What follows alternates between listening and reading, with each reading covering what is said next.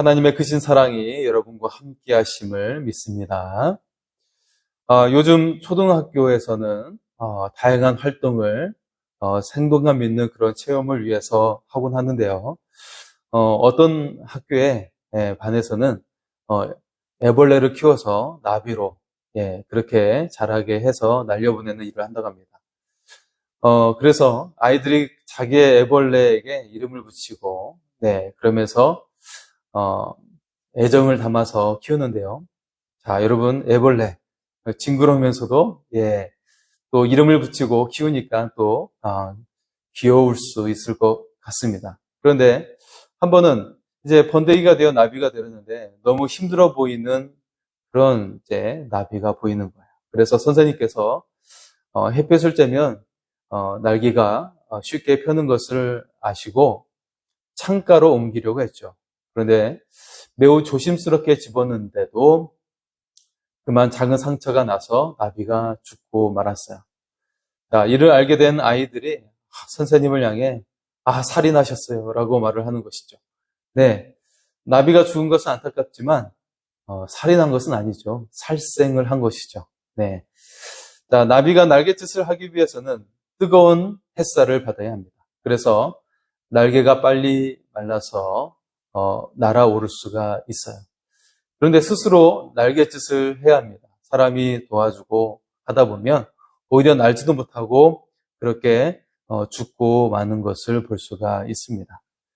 우리의 인생이 성장하기 위해서도 반드시 거쳐야 하는 과정이 있어요. 그것은 바로 고난이라는 과정이죠. 사람들 중에 고난을 좋아하는 사람은 아무도 없죠. 그럼에도 고난은 우리가 성장하고 성공하기 위해서 반드시 거쳐야 하는 과정입니다. 우리의 신앙도 마찬가지이죠. 하나님께서는 믿는 자들에게 고난을 허락하십니다. 사탄은 택한 자를 한 사람이라도 쓸어 넘어뜨리기 위해서 유혹하고 시험하게 되죠.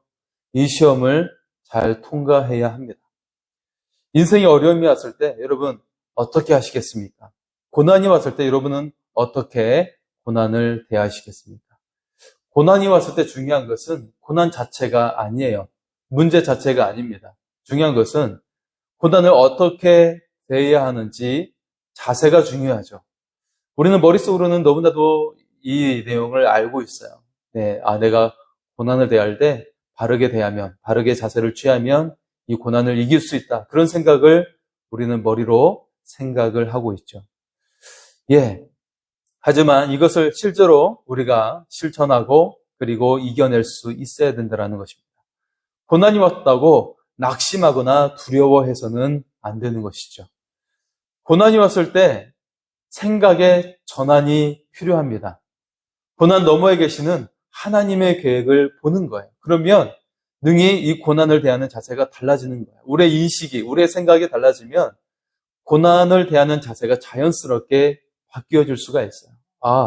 그래서 우리가 평상시에 이 고난에 대한 어떤 생각을 가지고 있는지가 굉장히 중요합니다. 믿는 자는 고난을 대하는 자세가 세상 사람들과 다릅니다. 바로 하나님의 시선으로 고난을 대하는 것이죠. 고난 너머에 주실 하나님께서 예비하신 놀라운 약속과 축복을 바라보게 되는 것입니다. 고난 너머에서 함께 하시고 새 일을 시작하시고 이루시는 그 하나님을 바라보게 되는 줄 믿습니다. 여러분, 요셉이 고난이 왔을 때, 그가 노예로 팔렸을 때, 그리고 더 억울하게 죄수가 되어서 감옥에 갇혔을 때, 여러분, 요셉이 포기했습니까? 그렇지 않았어요. 포기한 것이 아니라 고난 너머에서 새 일을 이루실 하나님을 바라본 줄 믿습니다. 그래서 묵묵히 자신의 그 주어진 상황 속에서 성실하게 임하고 신실하게 하나님을 의지했더니 어떻게 되었어요? 정말 하나님의 놀랍고 새로운 일이 시작된 줄 믿습니다. 바로 그의 모든 것들이 회복되어질 뿐만 아니라 애굽의 총리가 되어서 모든 영화를 누리고, 그것이 중요한 것이 아니라 하나님께서 주신 그 사명을 통해서 수많은 사람들을 그 기근의 때에 구원하는 그런 큰 일을 행하게 된 줄 믿습니다. 여러분, 고난 너머에 주어지는 하나님의 축복이 여러분에게 임할 수 있기를 소원합니다. 자, 먼저 첫 번째는 고난이 축복이 되게 하자라는 것입니다. 고난이 축복이 되게 할 수가 있어요. 그것은 여러분에게 달려 있습니다. 어떻게 목사님, 고난을 당하면 정말 싫고 정말 마음이 무겁고 어려운데 어떻게 그것이 축복이 되게 할 수 있습니까? 생각할 수도 있어요. 하지만 성경은 고난에 대해서 고난을 대하는 특별한 눈을 가지라고 우리가 말씀하고 있어요. 이것이 굉장히 우리의 삶에 중요한 내용입니다. 고난을 대하는 특별한 눈을 가져야 된다는 거예요. 고난을 받으면 복이 있다라고 성경은 말씀합니다. 그래서 고난이 왔을 때 나에게 무언가 좋은 일이 오려는가 보구나. 그런 생각을 기대하고 그러면서 그냥 지내라는 말이 아니라 나에게 주어진 일들을 묵묵히 해내면서 사랑을 실천하고 복음을 증거하면서 살아가는 것입니다. 자, 14절의 말씀을 보겠습니다. 14절입니다. 그러나 의를 위하여 고난을 받으면 복이 있나니 그들이 두려워하는 것을 두려워하지 말며 근심하지 말고. 믿는 자는 세상에서 고난이 더 있습니다. 믿는 자에게는 세상에 대한 고난이 별도로 있어요. 그런데 사람들은 세상적인 것 때문에 두려워하게 되죠. 사람들은 세상적인 그런 방식 때문에 두려워하게 됩니다. 어떤 사람이 친구들 모임에 갔는데 한 친구가 이사를 갔다고 자랑하는 거예요. 새로 이사간 아파트가 50평이라는 것이죠. 그래서 이 사람도 너무나도 부러워서 은행에 가서 대출을 받아가지고 비슷한 아파트로 이사를 갔어요. 그런데 여기서부터 문제가 생기는 것이죠. 자신의 차는 아주 작은 차인데 새 아파트에 이제 이사를 갔더니 주차된 차들이 제네시스, 외제차 그런 대형차들 뿐인 거예요. 그래서 주차를 하려고 하면 너무나도 자신의 차가 작다 보니 창피하니까 주변을 배회하다가 그냥 저녁 9시 넘어서 주차를 하게 되는 거예요. 네, 사람의 눈이 띄지 않을 때 들어와서 주차를 하게 되는 것이죠. 여러분, 행복할까요? 세상적인 두려움은 사람들의 눈에 의식하며 살아가는 것이죠. 사람들 눈에 잘나 보이려고 살아가는 것 때문에 그렇게 살아가게 되는 것입니다. 그런데 그것이 끝이 없어요. 결국 여러분, 한 학교에 300명의 학생이 있다고 생각해 보세요. 그런데 전교에서 1등을 못하면 나머지 299명은 불행한 사람들일까요? 불행한 학생들일까요? 이것은 하나님께서 주신 생각이 아니에요. 사탄이 주는 생각입니다. 그런데 한국이 바로 이런 문제 속에 갇혀 있는 것을 볼 수가 있습니다. 1등 아니면 안 되는 것처럼 생각하고 있는 것이죠. 물론 유리한 점은 많이 있겠지만 꼭 그렇지 않다라는 것입니다. 여기서 우리는 반드시 기억해야 합니다. 하나님께서는 모든 사람들을 특별한 존재로 세워주셨다라는 거예요. 그들만의 하나님께서는 그 특별함으로 사람들을 하나님께서 이 땅에 보내주셨다라는 것입니다. 네. 여러분, 오히려 1등이 아닌 다른 사람이 바로 여러분들이 1등보다도 10배, 100배의 놀라운 열매를 맺을 수가 있어요. 이게 바로 하나님의 법칙입니다. 네. 꼭 1등만 좋은 자리에 있는 것이 아니에요. 오히려 여러분이 더 훨씬 더 나은 자리에서 영향력을 끼치며 놀라운 일을 할 수가 있다는 것입니다. 이것이 바로 하나님의 방식입니다. 성경은 우리에게 말씀하고 있어요. 세상적인 것들을 향해 사람들을 의식해서 마음에 그 거리낌을 가지고 살라고 하는 것이 아니에요. 오직 어떻게 하라고요? 두려워할 대상인, 오직 두려워할 분은 바로 하나님밖에 없다라고 우리에게 말씀을 하고 있습니다. 결국 하나님을 믿는 것 때문에 받는 고난은 축복이 된다라는 것입니다. 하나님께서 그를 칭찬하고 높여주시고 큰 상급으로 그에게 부여해 주신다라는 것입니다. 고난을 대하는 우리의 시선이 달라져야 합니다. 하나님께서 나에게 특별한 계획을 가지고 계시는구나. 하나님께서 엄청난 좋은 일을 계획하고 계시는구나. 라고 여러분 믿으면서 지금 삶을 묵묵히 나아가시기 바랍니다. 고난이 축복이 되게 하는 은혜가 임할 수 있기를 소원합니다. 어떤 착한 사람이 죽은 후에 하늘나라에 올라갔어요. 천사가 무언가 열심히 포장하는 것이 보이는 거예요. 그래서 천사에게 뭘 그렇게 포장하냐고 물어봤어요. 그랬더니 이렇게 대답을 합니다. 행복을 포장하고 있답니다. 사람들에게 전해줄 행복이에요. 그 사람이 또 물었어요. 보니까 천사가 아주 그 행복이라는 선물을 포장하는데 너무 단단하게, 튼튼하게 포장을 하는 거예요. 그래서 그 이유를 물어보았습니다. 천사가 대답합니다. 네, 사람들에게 전해주려면 멀기도 하고 시간도 많이 걸리기 때문에 튼튼하게 포장하고 있답니다.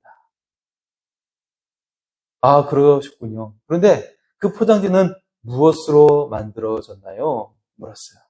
천사가 대답합니다. 네, 행복을 감싸고 있는 포장지는 바로 고난이라는 포장지입니다. 이것을 벗기지 않으면 행복이란 선물을 받을 수가 없습니다. 그런데 아무리 고난이라는 포장지로 단단하게 포장을 했다 할지라도 이 포장을 열 수 있는 열쇠가 있습니다. 그 열쇠는 바로 감사하는 마음입니다. 감사하는 마음이면 이 고난이라는 포장은 아무리 단단하게 포장되었다 할지라도 쉽게 열리게 될 것입니다. 그리고 결국 그에게 주어진 이 행복이라는 선물을 받게 될 것입니다. 이 말을 남긴 채 천사가 사라졌습니다. 하나님은 우리에게 행복을 주십니다. 고난이라는 포장을 우리는 감사의 마음으로 그 포장을 열고 행복을 얻을 수 있기를 바랍니다. 하나님께서 준비하신 축복이 여러분에게 임할 수 있기를 소원합니다. 자, 두 번째는 고난을 이기신 주님을 바라보라고 말씀하고 있어요. 고난을 이기신 주님을 본받으라고 말씀하고 있습니다. 자, 18절과 19절의 말씀입니다. 그리스도께서도 단번에 죄를 위하여 죽으사 의인으로서 불의한 자를 대신하셨으니 이는 우리를 하나님 앞으로 인도하려 하십니다. 육체로는 죽임을 당하시고 영으로는 살리심을 받으셨으니 그가 또한 영으로 가서 옥에 있는 영들에게 선포하시니라. 성경은 우리가 고난을 당할 때 이미 우리를 위해 고난당하신 주님을 본받으라고 말씀합니다. 주님께서 죽음을 향해 가신 이유는 특별했습니다. 그것은 바로 우리의 구원 때문이었어요. 주님의 잘못에서가 아니라 바로 우리의 구원을 이루시기 위해서 우리의 처참한 그 죄악을 벗겨주시기 위해서 주님이 대신 고난을 당하셨다라는 것입니다. 주님은 묵묵히 우리의 구원을 위한 죽음의 자리로 들어가셨습니다. 우리가 구원받고 하나님의 자녀가 되는 최고의 영광을 우리에게 주시기 위해서 주님은 십자가를 짊어지신 것입니다. 우리들도 우리에게 있는 고난을 당당하게 대하며 나아갈 수 있기를 원합니다. 고난 너머에 주어질 영광을 바라보며 우리가 살아갈 수 있기를 원합니다. 어떤 사람이 아침에 산책을 끝내며 늘 강가로 가서 돌을 집어서 힘껏 물속으로 던지는 거예요. 네.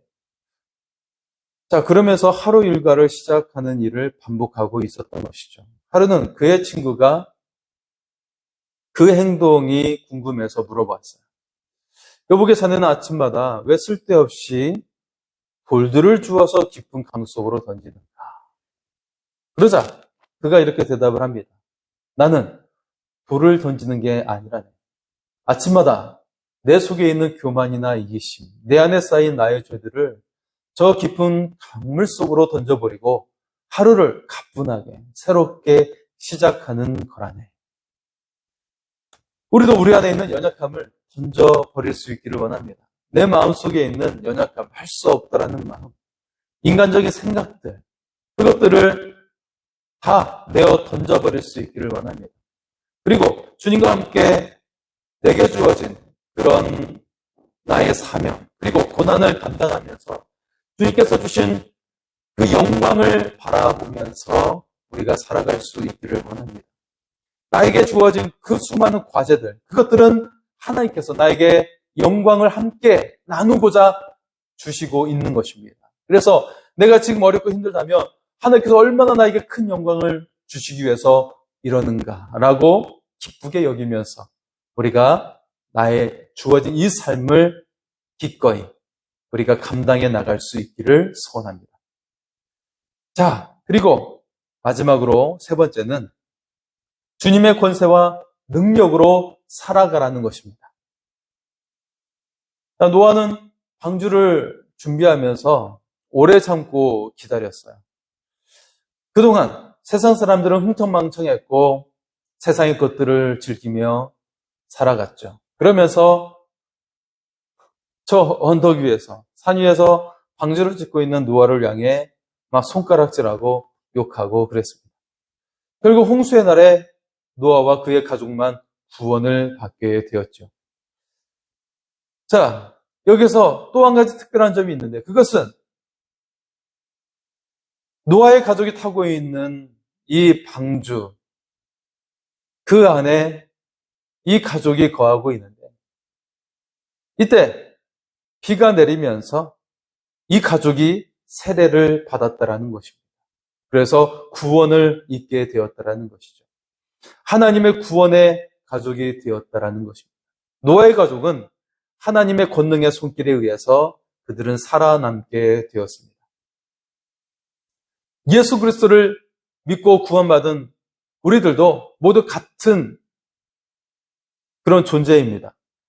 하나님의 우편에 계신 예수 그리스도의 권능으로 우리는 모두 구원을 받았어요.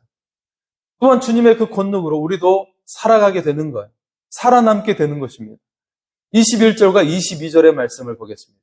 물은 예수 그리스도께서 부활하심으로 말미암아 이제 너희를 구원하는 편이 곧 세례라. 이는 육체의 더러운 것을 제하여 버림이 아니요 하나님을 향한 선한 양심의 강군이라. 그는 하늘에 오르사 하나님 우편에 계시니 천사들과 권세들과 능력들이 그에게 복종하느니라. 아멘. 자, 여러분도 세례를 받으셨어요. 세례는 단순한 것이 아니에요. 단순하지 않고 이 세례를 통해서 예수 그리스도께서 우리와 하나가 되신 것입니다. 하나가 되었어요. 끊어질 수 없어요. 어떤 것으로도 끊을 수 없이 예수님과 우리가 하나가 된 것입니다. 주님의 그 십자가로 우리 옛사람이 죽었고 주님의 부활로 우리가 그리스도와 함께 새로운 사람이 되었어요. 주님을 믿고 있는 우리는 지금도 여전히 그리스도와 함께하는 사람입니다. 그 주님은 하나님의 우편에서 천사들도 그 주님께 복종하고 권세와 능력이 주님께 복종합니다. 주님을 믿는 여러분을 향해서도 이러한 권능이 함께하게 되는 것입니다. 주 예수 이름으로 선포하고 여러분 능력으로 살아가시기를 바랍니다. 지금 힘들고 어려움이 있을 수 있어요. 그것이 결코 없다라는 말이 아닙니다. 그것이 있지만 이때일수록 더욱 주 예수 이름으로 선포하고 그 능력으로 살아가라는 말씀입니다. 날마다 주님이 함께 하심을 고백하십시오. 그리고 선포하십시오. 그리고 주님의 능력으로 살아갈 수 있기를 소원합니다. 고난이 올 때 사람들은 두 가지로 반응하며 살아갑니다. 삶을 대하는 두 가지 방식이 있는데 먼저 닭입니다.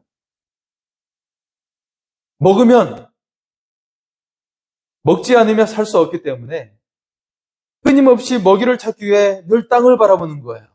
땅을 쪼으면서 그렇게 늘 땅을 바라보다가 흙먼지 속에서 생을 마감하는 것입니다. 하지만 또 한 가지는 독수리입니다. 전혀 다릅니다.